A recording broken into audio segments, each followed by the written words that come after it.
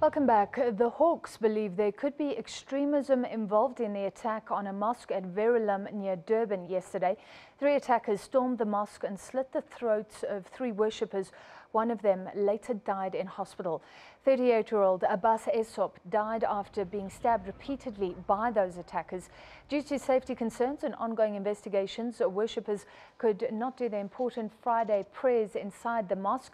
The Hawks have called for calm, saying investigations are continuing.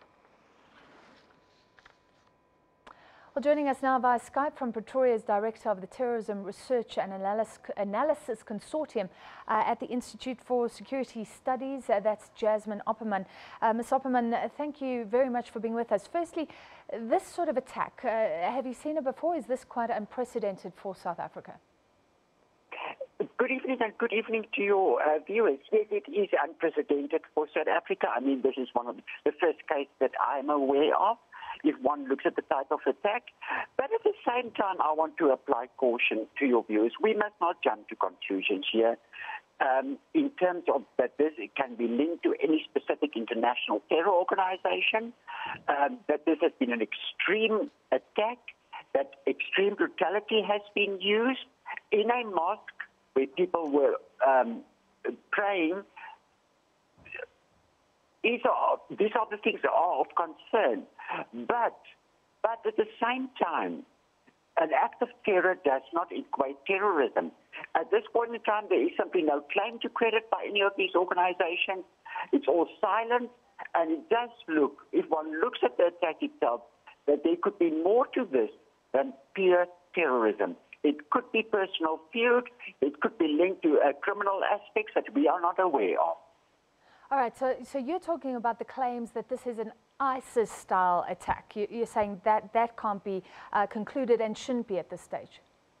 I don't know. It would simply be jumping to conclusions. If this is an Islamic State attack, what we are likely to see then by the end of tonight is the claim to credit, followed by a video in which the attackers would have pledged allegiance to the Islamic State or left a message somewhere pledging their allegiance to the Islamic State. That would indicate that there was direct influence and that all the attack could have been guided by the Islamic State. But this evidence, sadly, currently is lacking. So for South Africa to go into paranoia now that we are faced with an ISIS attack is alarmist and an over-response to the incident.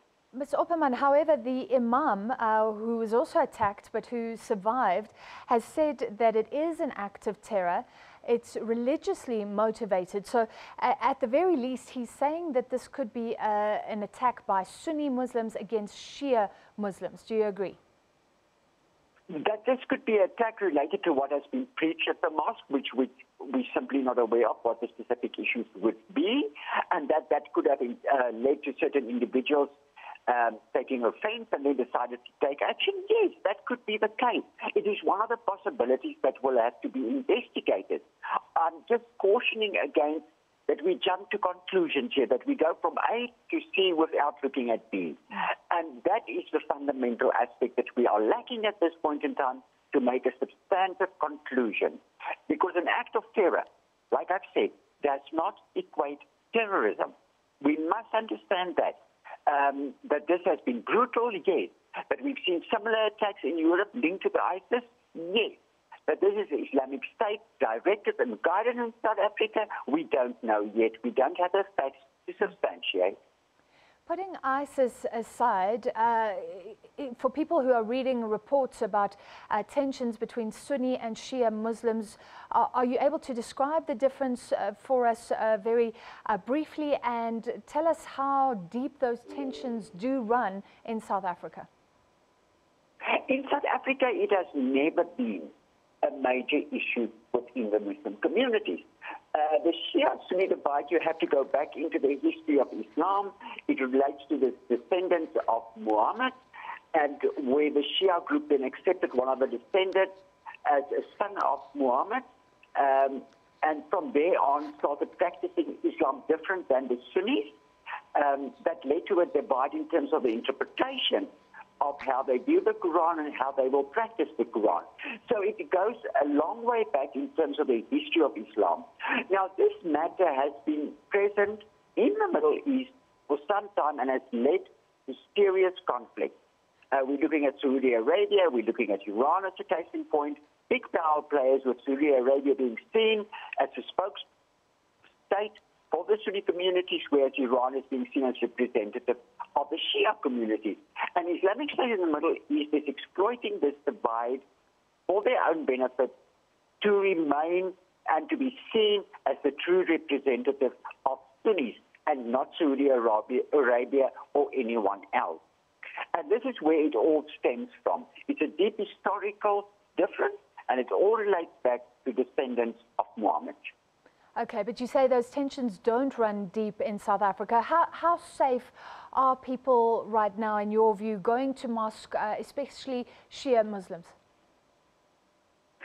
This has been one incident. I've seen that security measures have been improved, that there's a call for more security measures. I mean, security measures have been in place for some time at all religious institutions, from temples to synagogues to churches to mosques. Even at this mosque, there was a security gate where only certain people had control or had access to the remote control. So security has been applied. That we are going to see a reaction of insecurity, of fear, yes, that is a natural response. I just don't think we should run wildfire in terms of now over-securitizing the issue and make it as if this is already a terrorist attack where actually the facts are not substantiating that conclusion. Is it safe? We lack a historical context. I don't hope that this matter will go beyond what we've seen in that specific